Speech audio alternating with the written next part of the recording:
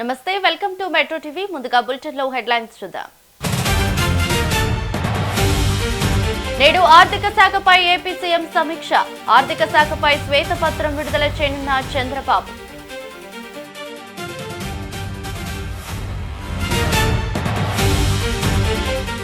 తెలుగు రాష్ట్రాల్లో ఉద్యోగాల భర్తీపై రాజకీయ రగడ. యూత్ డిక్లరేషన్ పై కాంగ్రెస్ ను టార్గెట్ చేసిన బీఆర్ఎస్.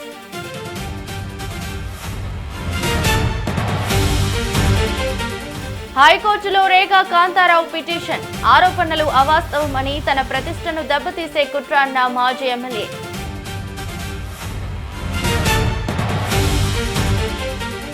గుజరాత్ చండీపుర వైరస్ కలకలం. 22 మంది చిన్నారుల మృతి. పలు జిల్లాలకు విస్తరించిన వైరస్.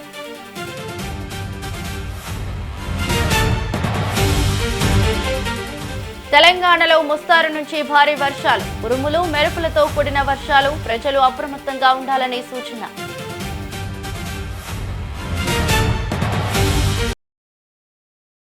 ఇక డీటెయిల్స్ చూస్తే ఏపీ కుప్పం సరిహద్దులో ఉన్న తమిళనాడు రాష్ట్రం కృష్ణగిరి జిల్లాలో విషాదం చోటు చేసుకుంది.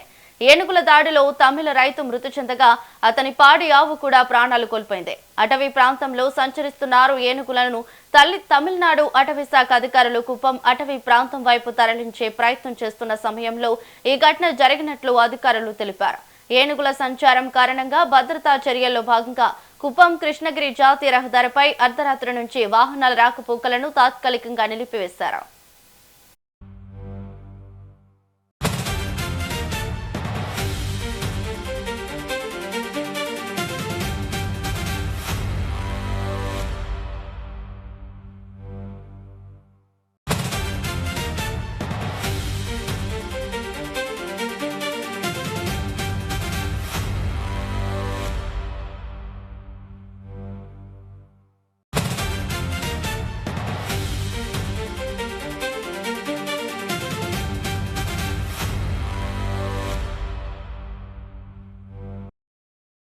ఏపీ కుప్పం సరిహద్దుల్లో ఉన్న తమిళనాడు రాష్ట్రం కృష్ణగిరి జిల్లాలో విషాదం చోటు చేసుకుంది. ఏనుగుల దాడిలో ఓ తమిళ రైతు మృతి చెందగా అతని పాడి ఆవు కూడా ప్రాణాలు కోల్పోయింది. అటవీ ప్రాంతంలో సంచరిస్తున్న 6 ఏనుగులను తమిళనాడు అటవీ శాఖ అధికారులు కుప్పం అటవీ ప్రాంతం వైపు తరలించే ప్రయత్నం చేస్తున్న సమయంలో ఈ ఘటన జరిగినట్లు అధికారులు తెలిపారు. ఏనుగుల సంచారం కారణంగా భద్రతా చర్యల్లో భాగంగా కుప్పం కృష్ణగిరి జాతీయ రహదారిపై అర్ధరాత్రి నుంచి వాహనాల రాకపోకలను తాత్కాలికంగా నిలిపివేశారు.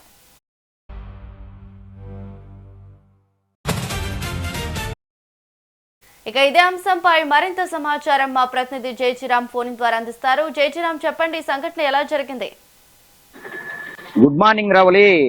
మన చిత్తూరు జిల్లాకు సంబంధించి కుప్పం సరిహద్దు ఉన్నటువంటి కృష్ణగిరిలో కూడా ఒక ఘోర సంఘటన అయితే వెలుగు చూసింది. ఏనుగుల గుంపుల దాడిలో ఒక రైతు, అదే విధంగా మరొక పాడి ఆవు పూర్తిగా కూడా మృతి చెందాయి.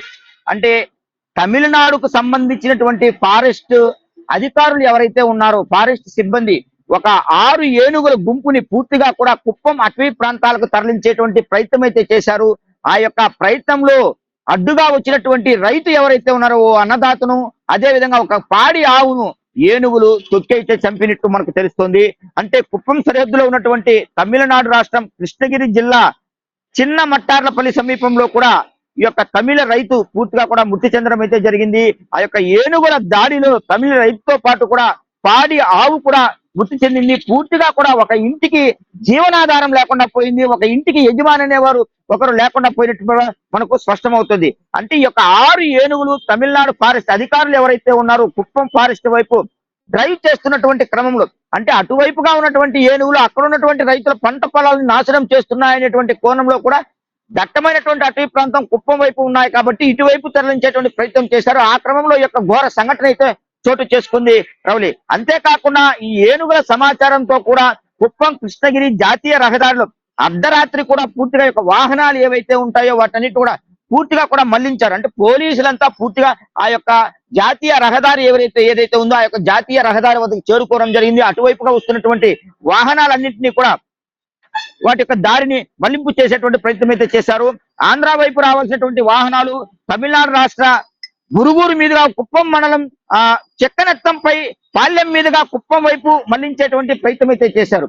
అంటే ఇటీవల కాలంలో మనం చూసుకున్నట్టయితే పూర్తిగా ఈ యొక్క ఆ సరిహద్దు అంటే అటవీ ప్రాంత సరిహద్దులు ఏవైతే ఉన్నాయో అక్కడ ఉన్నటువంటి పంట పొలాల మీద పూర్తిగా కూడా ఏనుగులు వస్తూనే ఉన్నాయి. నిత్యం కూడా ఈ యొక్క పంట పొలాల మీద కావచ్చు, అదే విధంగా రైతుల మీద కూడా దాడులు చేస్తూనే ఉన్నాయి. ఒకవైపు అన్నదాతలు వాళ్ళ యొక్క ప్రాణాలను పోగొట్టుకుంటూ ఉన్నారు. అంతేకాకుండా అక్కడ ఆ పాడి ఆవుల మీద ఆధారపడి జీవించేటువంటి రైతులతో పాటు పాడి ఆవులను కూడా ఈ యొక్క ఏనుగుల గుంపు ఏవైతే ఉన్నాయో పూర్తిగా కూడా తొక్కి చంపేటువంటి ఆ ప్రయత్నాలు కొనసాగుతూనే ఉన్నాయి. ఒకవైపు ఫారెస్ట్ అధికారులు కావచ్చు, అక్కడ ఉన్నటువంటి సమీప అటవీ ప్రాంత గ్రామంలో ఉన్నటువంటి రైతులు ఎవరైతే ఉన్నారో నిత్యం కూడా ఈ యొక్క ప్రభుత్వానికి వారి యొక్క కష్టాలను నివేదించుకుంటూనే ఉన్నారు. ఒకవైపు ఆ ప్రభుత్వ అధికారులు కావచ్చు, అదే విధంగా ఫారెస్ట్ కి సంబంధించిన సిబ్బంది ఏనుగులు పంట పొలాల మీద రాకుండా కూడా అనేక రకమైనటువంటి డప్పులు వాయిద్యాలతో అక్కడ ఉన్నటువంటి ఎవరైతే ఈ యొక్క అటవీ ప్రాంతానికి దగ్గరలో ఉన్నటువంటి రైతులు ఎవరైతే ఉంటారో వాళ్ళందరికీ కూడా హెచ్చరికలు జారీ చేసేటువంటి పరిస్థితి కనపడుతుంది. రాత్రి వేళల్లో ఎవరు కూడా పొలాల వద్దకు వెళ్ళొద్దనేటువంటి ఆంక్షలను కూడా పూర్తిగా ఈ యొక్క అటవీ శాఖ సిబ్బంది అక్కడ ఉన్నటువంటి రైతులకు చెప్పేటువంటి పరిస్థితి కనపడుతుంది. ఇటీవల మనం చూసుకున్నట్టయితే మన యొక్క కుప్పం ఏదైతే ఉందో కుప్పం వద్ద ఉన్నటువంటి ట్రైన్ ఏనుగులు ఏవైతే ఉన్నాయో వాటి సహాయంతో కూడా ఒక మదపుటి ఏనుగు అంటే మందలో నుంచి తప్పించుకున్నటువంటి ఒక ఏనుగు ఏదైతే ఉందో దాన్ని పూర్తిగా కూడా బంధించారు. ప్రస్తుతం అది మనకు సంబంధించినటువంటి యొక్క పలమనేరు ఎలిఫెంట్ ట్రైనింగ్ సెంటర్ లో కూడా ఆ యొక్క ఏనుగు అయితే ఉంది. దానికి పూర్తిగా కూడా ట్రైన్ చేస్తున్నారు. దానికి కేశవ్ అనేటువంటి ఒక నామకరణం కూడా చేయడం జరిగింది. అంతేకాకుండా చంద్రగిరి కావచ్చు, పాకాల మండలాలు ఏవైతే ఉన్నాయో అటువైపుగా కూడా ఈ యొక్క ఏనుగుల గుంపు నిత్యం సంచరిస్తూనే ఉన్నాయి.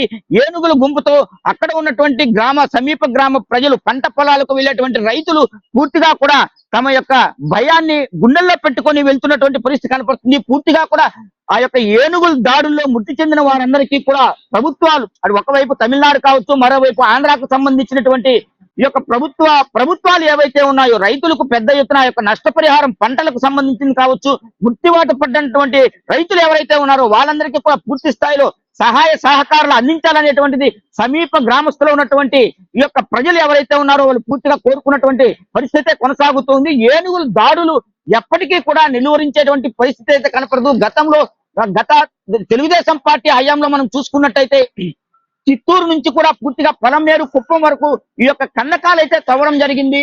ఈ యొక్క కందకాల క్రమంలో పూర్తిగా కూడా ఈ వర్షాలకు కావచ్చు, అదే విధంగా వాన గాలులకు పూర్తిగా కూడా ఆ యొక్క కందకాలన్నీ కూడా మట్టితో నిండిపోయినటువంటి పరిస్థితి.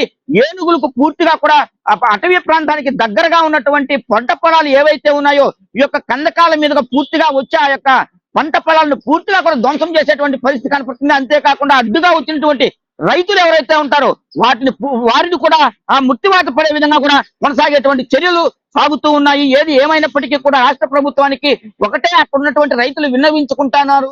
ఏనుగుల దాడుల నుంచి తమ యొక్క పంటలను తమ యొక్క ప్రాణాలను కాపాడాల్సిందిగా ఉందనేటువంటిది వాళ్ళు విన్నవించుకునేటువంటి పరిస్థితి నడుస్తోంది. రవలి. Thank you జయజీరామ్.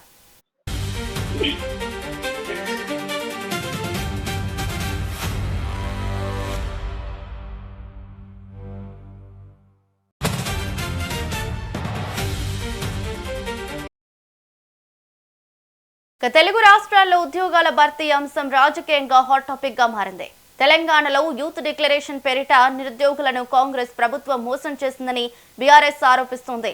ప్రభుత్వ శాఖల్లో ఖాళీగా ఉన్న ఉద్యోగాలను వెంటనే భర్తీ చేయాలని డిమాండ్ చేస్తూ నిరుద్యోగులు రోడ్డెక్కుతున్నారు. డిఎస్సీ నియామకాల్లో అక్రమాలు జరిగాయని ఆరోపిస్తూ జాబ్ క్యాలెండర్ను వెంటనే అమలు చేయాలని కోరుతూ నిరుద్యోగుల జేఏసీ ఆందోళనలకు సిద్ధమవుతోంది. ఉద్యోగాలు, నిరుద్యోగ భృతి, నియామకాల అంశాలపై అధికార ప్రతిపక్షాల మధ్య రాజకీయ విమర్శలు కొనసాగుతుండగా నిరుద్యోగుల సమస్యలు ఇప్పుడు తెలుగు రాష్ట్రాల్లో ప్రధాన చర్చనీయాంశంగా మారింది.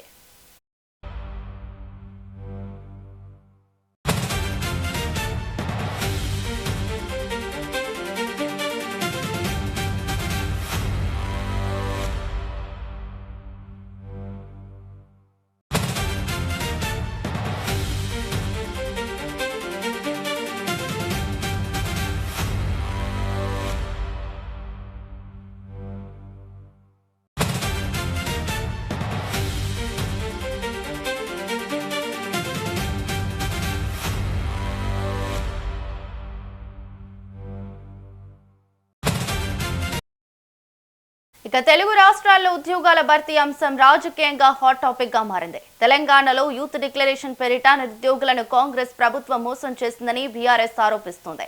ప్రభుత్వ శాఖల్లో ఖాళీగా ఉన్న ఉద్యోగాలను వెంటనే భర్తీ చేయాలని డిమాండ్ చేస్తూ నిరుద్యోగులు రోడ్డెక్కుతున్నారు. ఇక ఇదే అంశంపై మరింత సమాచారం మా సీనియర్ కరెస్పాండెంట్ రామకృష్ణ ఫోన్ ద్వారా అందిస్తారు. రామకృష్ణ, చెప్పండి, మరి కాంగ్రెస్ ప్రభుత్వంలోకి రాకముందు ప్రకటించిన యూత్ డిక్లరేషన్ పరిస్థితి ఏంటి? రావాలి. ఏదైతే కాంగ్రెస్ ప్రభుత్వం అధికారంలోకి రావడానికి ఏదైతే యూత్ డిక్లరేషన్ అయితే ప్రకటించిందో దానికి సంబంధించి ఇప్పుడు దాదాపుగా కాంగ్రెస్ ప్రభుత్వం యూత్ డిక్లరేషన్ ప్రకటించింది. ఆ తర్వాత కాంగ్రెస్ ప్రభుత్వం ఏర్పాటు చేయడం దాదాపుగా ఇప్పటికీ 3 ఏళ్ళు అవుతుంది. అయితే ఈ 3 ఏళ్ళైనా ఇప్పటి వరకు ఏదైతే యూత్ డిక్లరేషన్ ప్రకటించారో ఏడాదికి జాబ్ క్యాలెండర్ ప్రకటిస్తామన్నారు, ఏడాదికి 2 లక్షల ఉద్యోగాలు ఇస్తామన్నారు. అదేవిధంగా యూత్ ఎవరైతే నిరుద్యోగులు ఉన్నారో వాళ్ళకి నిరుద్యోగ భృతి ఇస్తామన్నారు. అదేవిధంగా మహిళలకు, అదేవిధంగా చిన్నపిల్లలకు, స్కూల్కి వెళ్ళే కాలేజీ అమ్మాయిలకు స్కూటీ కూడా ఇస్తామన్నారు. ఇవన్నీ యూత్ డిక్లరేషన్ చాలా అంశాలను యూత్ ఆకర్షించి అదేవిధంగా ఏదైతే అధికారంలోకి రావడానికి కాంగ్రెస్ ప్రభుత్వం అనేక హామీలు ఇచ్చిందో ఆ హామీలు ఇప్పుడు నెరవేర్చలేదు. ఏదైతే ఏడాదికి 2 లక్షల ఉద్యోగాలు భర్తీ చేస్తామన్న కాంగ్రెస్ ప్రభుత్వం ఇప్పటి వరకు దాదాపుగా 3 ఏళ్ళు అవుతున్నా ఎన్ని ఉద్యోగాలు ఫిల్అప్ చేసింది ఏం లేదు. యూత్ ను ఏదైతే ఉద్యోగాల పేరుతో యూత్ ను మోసం చేసిందని బీఆర్ఎస్ ప్రభుత్వం ఇప్పటికే మారుతుంది. అదేవిధంగా బీఆర్ఎస్ తో పాటు బీజేపీ కూడా ఆరోపణలు చేసింది. అయితే 3 ఏళ్ళైనా ఇప్పటి వరకు యూత్ డిక్లరేషన్ ప్రకటించిన ఏదైతే ఉందో దాన్ని కాంగ్రెస్ అమలు చేయడం లేదు. కేవలము ఏదైతే కాంగ్రెస్ పార్టీ చెప్తున్నారో 3 ఏళ్లలో 70,000 ఉద్యోగాలు, అదేవిధంగా స్కిల్ డెవలప్మెంట్ చేసి ప్రైవేట్ ఉద్యోగాలలో ఇప్పిస్తున్నాం. అయితే గవర్నమెంట్ నుంచే 2 లక్షల ఉద్యోగాలు పనిచేస్తామో అదేవిధంగా ఏదైతే ఖాళీలు ఉన్నావో ఖాళీలు భర్తీ చేస్తామని కాంగ్రెస్ ప్రభుత్వం చెప్పింది, ఇంతవరకు అమలు చేయడం లేదనేది ఒక ఆరోపణ చేస్తుంది. మరోవైపు ఏదైతే బీఆర్ఎస్ ఏదైతే కేటీఆర్ గానీ హరీష్ రావు గానీ కాంగ్రెస్ ప్రభుత్వంపై తీవ్ర విమర్శలు చేస్తున్నారు. ఇప్పటి వరకు ప్రకటించింది ఏంటి, గతంలో ఏదైతే డిక్లరేషన్ ఉందో దాన్ని అమలు చేయడం లేదు. యూత్ ఇప్పుడే నిరాశలో ఉన్నారు. 3 ఏళ్ళు అయింది, కనీసం ఒక ఉద్యోగ నోటిఫికేషన్ కూడా లేదు. వాటికి సంబంధించి వాళ్ళు రోడ్డు మీదకి ఆవేదనతో వస్తుంటే వారిని ఇబ్బందులకు గురి చేస్తున్నారు. విద్యార్థులను, విద్యా వ్యవస్థను నాశనం చేస్తున్నారు. విద్యాశాఖ మంత్రి కన్నా ముఖ్యమంత్రి రేవంత్ రెడ్డి విద్యాశాఖ నిర్వహిస్తున్నారు. అందులో భర్తీ చేయాల్సిన అంశాలు అదేవిధంగా టీచర్ పోస్టులు చాలా ఖాళీగా ఉన్నాయి. వాటితో పాటుగా నిరుద్యోగులు అనేక మంది ఇటు ఉద్యోగాల కోసం నోటిఫికేషన్ కోసం వెయిట్ చేస్తున్నారు. అదేవిధంగా ఏదైతే పోలీసు శాఖలో ఈ మధ్య ప్రకటించిన 7,000 ఉద్యోగాలు దాదాపుగా 20,000 ఉద్యోగాలు జాబ్ ఖాళీగా ఉంటే వాటికి సంబంధించి కేవలం 7,000 ఉద్యోగాలు మాత్రమే వేయడం అనేది కూడా ఇటు బీఆర్ఎస్ అదేవిధంగా బీజేపీ పార్టీ విమర్శలు అయితే గుర్తిస్తుంది. ఇప్పటికైనా కాంగ్రెస్ ప్రభుత్వం చేరుకొని ఏదైతే యూత్ డిక్లరేషన్ చేస్తుందో దాన్ని అమలు చేయాలని యూత్ ను మోసం చేసింది. కాబట్టి ఈ మోసం చేసిన కాంగ్రెస్ ప్రభుత్వానికి పాలించే అధికారం లేదు. ప్రజాపాలన చెప్పి ప్రజా వంచనకు పాల్పడుతున్నారు కాబట్టి కాంగ్రెస్ ప్రభుత్వం. ఎస్ రామకృష్ణ, మరి నిరుద్యోగ జేఏసీ డిమాండ్ చేస్తున్నట్లుగా స్పష్టమైన జాబ్ క్యాలెండర్ రిలీజ్ చేయడానికి ఆలస్యం అవ్వడానికి గల ప్రధాన కారణాలు ఏమై ఉండొచ్చు అంటారు? అంటే ఎస్రావల్లి ఏదైతే కాంగ్రెస్ ప్రభుత్వం వచ్చిన తర్వాత విద్యాశాఖలో రేవంత్ రెడ్డి ముఖ్యమంత్రి రేవంత్ రెడ్డి విద్యాశాఖ మంత్రి కూడా నిర్వహిస్తున్నారు. అయితే ఇటు ముఖ్యమంత్రిగా హోంశాఖ అదేవిధంగా ముఖ్యమంత్రిగా బాధ్యతలు విద్యాశాఖ అయితే వీటన్నిటి పర్యవేక్షించడం నేను విద్యాశాఖను అభివృద్ధి చేస్తున్నానని ముఖ్యమంత్రి ఏదైతే చెప్తున్నారో దానికి సంబంధించి విద్యాశాఖను ఒక మంత్రికి ఇచ్చి కేటాయించి ప్రత్యేక మంత్రికి కేటాయించి ఆయన ద్వారా భర్తీ చేయాలన్నది కూడా ప్రతిపక్షాలు అదేవిధంగా యూత్ డిమాండ్ చేస్తుంది. జేఏసీ కూడా డిమాండ్ చేసేది ఏంటంటే ముఖ్యమంత్రిగా 3 ఏళ్ళు ముఖ్యమంత్రిగా ఉన్న బాధ్యతలు ఉంటారు కాబట్టి విద్యాశాఖను ఆయన దగ్గర పెట్టుకొని ఎవరికి బాధలు చెప్పుకోవాలి, విద్యా వ్యవస్థలో ఉన్న లోటుపాట్లు అదేవిధంగా మౌలిక వసతులకు సంబంధించిన నిధుల కేటాయింపుల విషయంలో కానీ అన్నిటి విషయంలో ముఖ్యమంత్రి ప్రతి విషయంలో సంప్రదించలేరు. కాబట్టి ఆ విద్యాశాఖ ఏదైతే ఉందో విద్యాశాఖను వేరే వారికి కేటాయిస్తే అతనితో మాట్లాడి అదేవిధంగా వాటికి సంబంధించిన ఏ విధంగా లోటుపాట్లు ఉంటే రివ్యూ చేసుకోవడం కానీ అధికారులతో సమన్వయం చేసుకోవడం కానీ ఇవన్నీ ఉంటాయి. కాబట్టి ముఖ్యమంత్రి ఒకే పని ఉండదు కాబట్టి వీటన్నిటికి సంబంధించి విద్యాశాఖకు సపరేట్ గా ఒక మంత్రిత్వ శాఖను కేటాయించాలి, ఒక మంత్రికి కేటాయించాలనే దాంతో పాటు ఏదైతే జాబ్ క్యాలెండర్ రావడానికి ప్రధానంగా లేట్ కావడానికి ఏంటంటే ఇప్పుడు వరకు ఎన్ని ఖాళీలు ఉన్నా వాటి అన్నిటికి సంబంధించి ప్రభుత్వం వద్ద లెక్కలు ఉన్నప్పటికీ వాటికి సంబంధించి కొన్ని టెక్నికల్ ప్రాబ్లంలు ఉన్నాయనేది ప్రభుత్వం నుంచి వస్తున్న వాదన. అయితే వీటన్నిటికీ అప్పట్లో ఏదైతే వాగ్దానం చేశారో కాంగ్రెస్ ఆ వాగ్దానాల ప్రకారం ఇవ్వాలన్నది కూడా జేఏసీ డిమాండ్ చేస్తుంది. కాబట్టి ఇప్పటికైతే చూసుకున్నట్టయితే దీనికి సంబంధించి ఏదైతే జాబ్ నోటిఫికేషన్ ఏదైతే ఉందో త్వరగా ఇవ్వాలి అనేది ప్రధాన డిమాండ్ ఉంది. ఏదైనా టెక్నికల్ ప్రాబ్లంలు ఏమైనా ఉన్నా అనేక మంది నిరుద్యోగులు ఇప్పటికే 3 ఏళ్ల నుంచి బ్రేక్ చేస్తున్నారు. ఏడాదికి 2 లక్షల ఉద్యోగాలు అన్నారు కాబట్టి దీనికి ఎమ్మడే జాబ్ క్యాలెండర్ రిలీజ్ చేసి ఉద్యోగ భర్తీ చేయాలనేది ప్రధాన డిమాండ్. రామకృష్ణ, మరి నిరుద్యోగ భృతిపై కూడా కాంగ్రెస్ హామీ ఇచ్చింది. మరి దానికి గల కార్యాచరణ ఎలాంటి ప్రకటించే అవకాశం ఉంది కాంగ్రెస్? మరి ఇంకోటి ఏంటంటే, బీఆర్ఎస్ ఏదైతే నిరుద్యోగులకు మద్దతు ఇస్తుందో అది ప్రభుత్వంతో పోరాడుతుందా లేక రాజకీయ లబ్ధి కోసమే ఇలాంటి కార్యాచరణ ప్రకటిస్తుందా? వాళ్ళు ఏదైనా పార్టీలు అయినాక పార్టీ పరంగా అదే రాజకీయ పార్టీలు ఏవైతే ఉన్నాయో రాజకీయాల వాళ్ళకి బెనిఫిట్ చూసుకుంటే తప్ప ప్రజా సమస్యలతో పాటు వాళ్ళకి రాజకీయ లబ్ధి చేర్చుకున్నదే ప్రధాన పార్టీల ఉద్దేశం. అందులో భాగంగానే ఇప్పుడు ఏదైతే నిరుద్యోగుల జేఏసీకి ఎవరైతే రోడ్డు మీదకి వచ్చి ఆందోళన చేస్తున్నారో వారికి మద్దతు ఇవ్వడం కూడా వారికి ఒకవైపు రాజకీయ ప్రయోజనం, ఒకవైపు వారికి మద్దతు ఇవ్వడం వల్ల ప్రజల్లో వారికి సానుభూతి రావడంతో పాటు ప్రజల్లో ఆదరణ వస్తుందని, యూత్ నుంచి తమకు సపోర్ట్ లభిస్తుందనేది ప్రధానంగా ఇప్పుడు చూస్తున్నట్టే. జంజీ ఏదైతే ఉద్యమం వచ్చిందో జంజీ ఉద్యమం వచ్చిన తర్వాత ప్రతి పార్టీ కూడా యూత్ కు అదే విధంగా జంజీకి ఎక్కువ ప్రాధాన్యత ఇస్తారు. అందులో భాగంగా జేఏసీకి సంబంధించి నిరుద్యోగ జేఏసీ ఏదైతే పోరాటం చేస్తే దానికి మద్దతు ఇవ్వడం వల్ల యూత్ తమను ఆకర్షించుకోవాలనేది ప్రధాన ఉద్దేశం ఒకటైతే. మరొకటి ఏంటంటే వీళ్ళు ఎవరైతే జేఏసీ వాళ్ళు ఉద్యోగాల భృతి ఏదైతే నిరుద్యోగ భృతి ఇస్తామన్నారో ఇప్పటి వరకు ఇవ్వలేదు. దానికి సంబంధించి విధి విధానాలు కూడా ఖరారు చేయాలి. దాని విషయంలో ఇప్పటి వరకు ప్రభుత్వం ఎలాంటి చర్య కూడా తీసుకోలేదు రావాలి. Thank you Ramakrishna.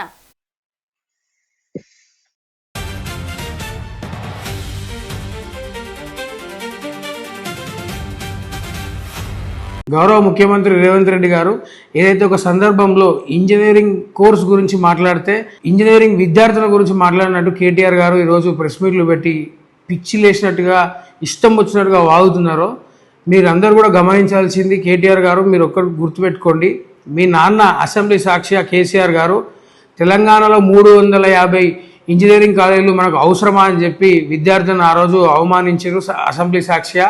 దాంతోపాటు ఏడాదికి 1,50,000 మంది ఇంజనీర్లు మనకి ఎందుకు, వాళ్ళు ఎటువంటి ఉద్యోగాల కోసం వెతుకుతున్నారు, వాళ్ళు ఏం ఉద్యోగాలు చేస్తారు, హోంగార్డ్ కానిస్టేబుల్ ఉద్యోగాలు చేయడానికైనా ఇంతమంది ఇంజనీర్లు తయారవుతున్నారని చెప్పి అసెంబ్లీ సాక్షిగా వాళ్ళని అవమానించింది కేసీఆర్ గారు కాదా? మీ తండ్రి 10 ఏళ్ళు ఏం పరిపాలించినారు, ఎన్ని ఉద్యోగాలు ఇచ్చినారు, మీరు ఎన్ని నోటిఫికేషన్లు ఇచ్చినారు? యువత ఉసురు పోసుకొని ఈరోజు మీరు అధికారం దూరమైనారు. అది మర్చిపోకుండా మీరు ఏదో బట్టగాల్చి ఈ ప్రభుత్వం పైన వేసే ప్రయత్నం చేస్తున్నారు. ప్రజలు దీన్ని గమనిస్తున్నారు. జీవో 46 పేరుతోని నిరుద్యోగులను ఏదైతే ఉపాధి కల్పిస్తామని చెప్పి మీరు మోసం చేసిన విషయం తెలంగాణ సమాజానికి అందరికీ తెలుసు.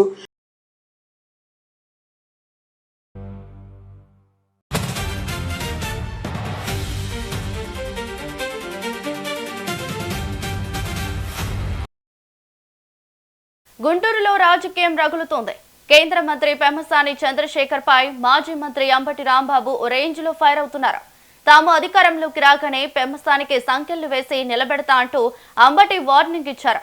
తన ఇంటిపై జరిగిన దాడికి పెమ్మసాని సూత్రధారి అంటూ ఆరోపణ చేశారు. గుంటూరులో హోంశాఖ పెమ్మసాని జేబులో ఉందంటూ ఘాటు విమర్శలు చేశారు అంబటి. ఆయనకు సంకెళ్లు వేసి నిలబెట్టే వరకు తాను నిద్రపోనని శపథం చేశారు. నన్ను అర్ధరాత్రి తీసుకెళ్లి కొట్టడానికి ప్రయత్నం చేసిన వంశీని అడగండి అయ్యా. నన్ను అర్ధరాత్రి తీసుకెళ్లి కొట్టడానికి ప్రయత్నం చేసిన గంగా వెంకటేశ్వరుని అడగండి అయ్యా. ఎవరి దగ్గర నుంచి ఫోన్ వచ్చిందో. ఇవాళ వంశీ డ్యూటీ లేడుగా, బయట అందరికీ చెవుల్లో చెబుతున్నాడు. పెమ్మసాని ఫోన్ చేస్తే తీసుకెళ్ళి కొట్టడానికి ప్రయత్నం చేసాం, కొట్టలేదు కదా, వాళ్ళు తప్పుకుపోయారు, మేము ఇరుక్కుపోతున్నాం అనేటువంటి మాటలు నా చెవులకు చేరుతున్నాయి. అవునో కాదో చెప్పమను పెమ్మసాన్ని. ఈ ఒక్క మాట చెప్పమను. ఆ రోజున నువ్వు గంగా వెంకటేశ్వర్లకు కానీ లేదా వంశీ ధరకు కానీ ఫోన్ చేశావా చేయలేదా? నేను లాకప్లో ఉన్నప్పుడు చెప్పని అడుగుతా ఉన్నా. 24 గంటల్లో నీకు సినిమా చూపిస్తామని అన్నావా లేదా? ఈ రెండింటికి సమాధానం చెప్పు చాలు, ఒప్పుకుంటాను నేను. ఎందుకయ్యా ఇలా మాట్లాడతారు? పెద్ద మనుషులాగా నటిస్తారు. వాహిని వారి పెద్ద మనుషులు, చూడటానికి పెద్ద మనుషులు, తడిగుడ్డలతో గొంతులు కోసే కార్యక్రమం, లాకప్లో పెట్టి నన్ను హింసించే కార్యక్రమం.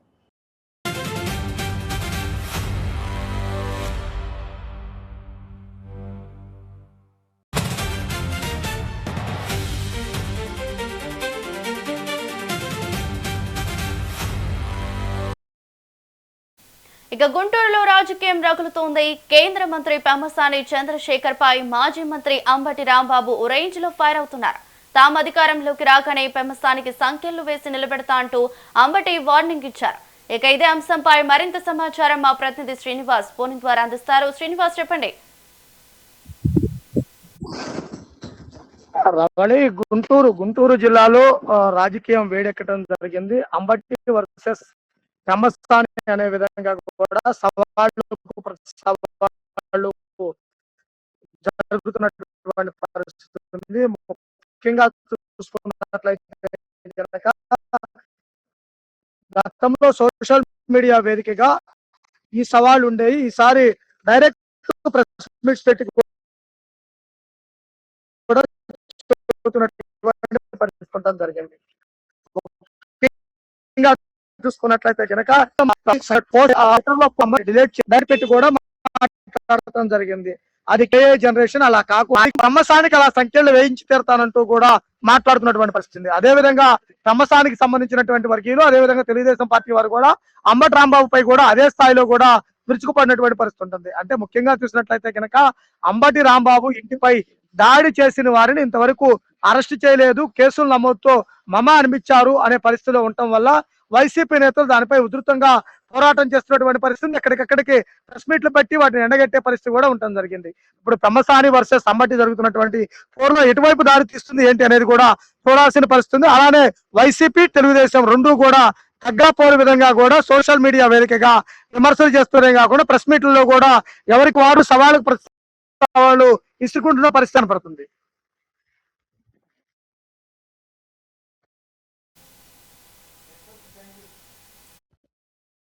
జగన్ అధికారంలోకి వస్తే పెమ్మసానికి సంఖ్యలు వేస్తామని చేసిన ఆరోపణలు వ్యక్తిగత కక్ష సాధింపు చర్యలుగా మారటం లేదా?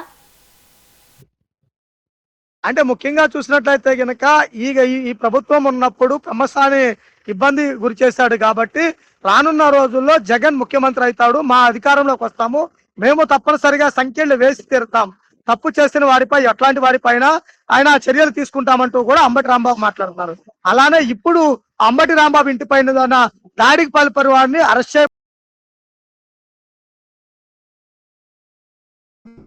సమర్థిస్తున్నటువంటి పరిస్థితి అయితే కనుక ఉంది. Thank you Srinivas.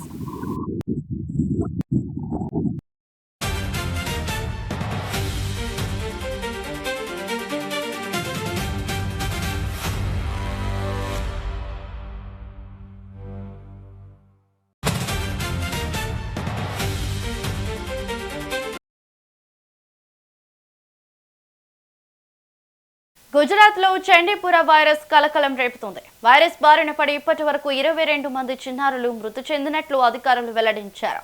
రాష్ట్ర వ్యాప్తంగా 184 అనుమానిత కేసులు నమోదు కాగా వాటిలో 35 మందికి చండీపుర వైరస్ సోకినట్లు నిర్ధారణ అయింది. పలు జిల్లాలకు వైరస్ వ్యాపించడంతో ఆరోగ్య శాఖ అప్రమత్తమైంది. బాధితులకు ప్రత్యేక వైద్య చికిత్స అందిస్తూ వైరస్ వ్యాప్తిని అరికట్టేందుకు పర్యవేక్షణను మరింత కట్టుదిట్టం చేసింది.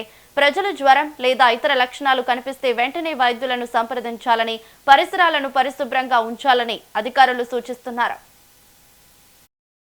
ગુજરાતમાં ચાંદીપુરા વાયરસના વિવિધ જિલ્લામાં વિવિધ સ્થળ પર 10 વર્ષથી નીચેના બાળકોના કેસ આવી રહ્યા છે અને એ બધા જ કેસ ચાંદીપુરાના હોય એવું ફલિત નથી થયું.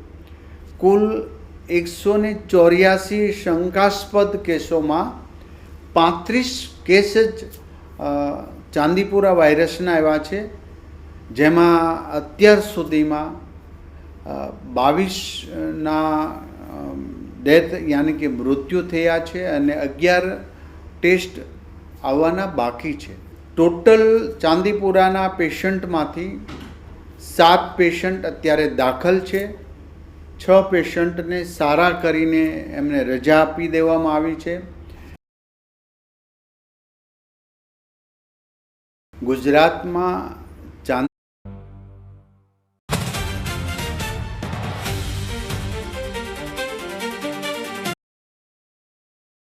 తమిళనాడు రాజకీయాల్లో కొత్త కాకరేగింది. అది కూడా హీరోయిన్ త్రిష పేరుతో. కావేరీ నది జలాల వివాదం మలుపు తిరుగుతుంది. ప్రతిపక్ష నేత ఉదయనిధి స్టాలిన్ ను అరెస్ట్ చేయాలని డిమాండ్లు ఊపందుకున్నాయి. ఇక తంజావూరులో జరిగిన సభలో ఉదయనిధి స్టాలిన్ పాల్గొన్నారు. ముఖ్యమంత్రి విజయ్ పై విమర్శలు చేశారు. మన సీఎం కావేరీ నీళ్ల సమస్య గురించి నోరు మెదపడం లేదు, డీఎంకే నేతలపై తప్పుడు కేసులు పెట్టడమే ఆయన పని అంటూ విమర్శించారు. ప్రతిపక్షం అన్నాక ఆ మాత్రం విమర్శలు చేయడంలో తప్పులేదు. కానీ సభలో ఉదయనిధి మాట్లాడుతుండగా కొంతమంది కార్యకర్తలు గట్టిగా త్రిష త్రిష అంటూ అరిచారు.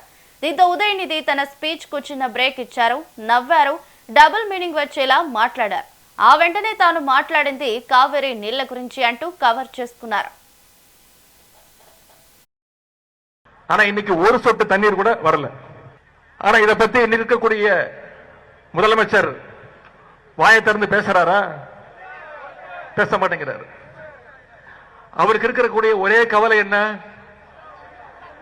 திமுக மேல என்ன பொய் வழக்கு போடலாம், என்ன பொய் கேஸ் போடலாம், எங்க தண்ணி வருதோ இல்ல அங்க தண்ணி வரணும். காவிரி சொன்ன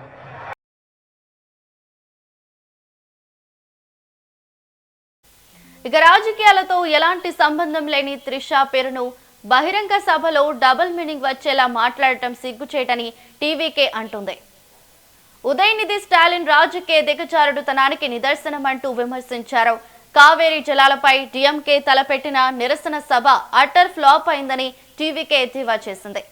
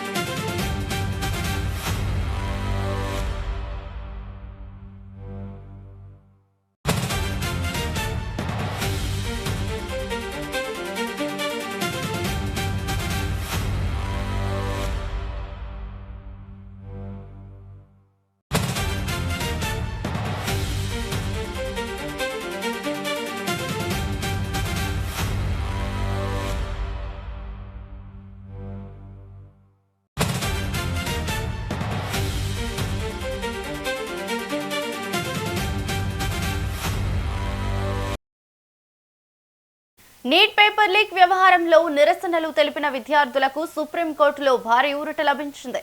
విద్యార్థులపై నమోదైన ఎఫ్ఐఆర్లను ఉపసంహరించుకునే వెసులుబాటు రాష్ట్ర ప్రభుత్వాలకు ఉందని సర్వోన్నత న్యాయస్థానం స్పష్టం చేసింది.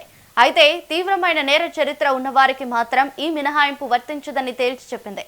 నీట్ పేపర్ లీక్ కు వ్యతిరేకంగా జూలై 20న ఢిల్లీలో నిర్వహించిన చలో సంసద్ కార్యక్రమం సందర్భంగా విద్యార్థులపై పోలీసులు తీసుకున్న చర్యలను సవాలు చేస్తూ దాఖలైన పిటిషన్లపై సుప్రీంకోర్టు విచారణ చేపట్టింది.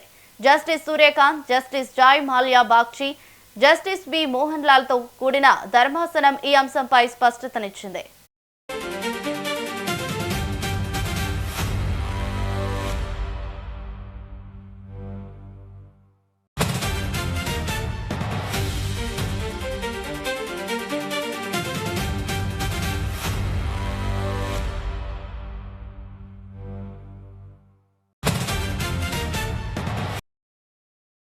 గతంలో తామిచ్చిన ఆదేశాల్లో పేర్కొన్న నేర చరిత్ర అనే పదాన్ని విద్యార్థులందరికీ వర్తింపు చేయలేదని, కేవలం తీవ్రమైన నేరాల్లో ప్రమేయం ఉన్న వారికి మాత్రమే అది వర్తిస్తుందని ధర్మాసనం వివరించింది. విద్యార్థులపై అధిక బలాన్ని ప్రయోగించిన పోలీసులను వెనకేసుకురాకూడదను, అదే సమయంలో విద్యార్థుల ముసుగులో హింసకు పాల్పడిన వారిని వదిలిపెట్టకూడదు అని ధర్మాసనం తెలిపింది. ఇక కేంద్ర ప్రభుత్వం తరపున సొలిసిటర్ జనరల్ తుషార్ మెహతా వాదనలు వినిపిస్తూ అమాయక విద్యార్థులపై నమోదైన ఎఫ్ఐఆర్లను వెనక్కి తీసుకుంటామని ప్రభుత్వం ఇప్పటికే ప్రకటించిందని తెలిపారు. సుమారు 2700 మంది నేర చరిత్ర కలిగిన వారిపై మాత్రం కేసులు కొనసాగుతాయని, ఈ విషయంలో తప్పుడు ప్రచారం జరుగుతోందని కోర్టుకు వివరించింది.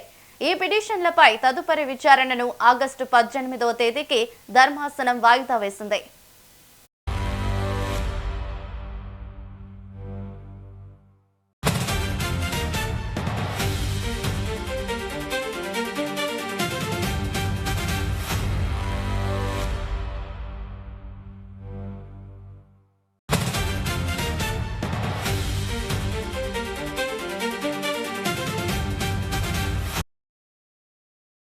ఇవి bulletin updates. Keep watching metro TV.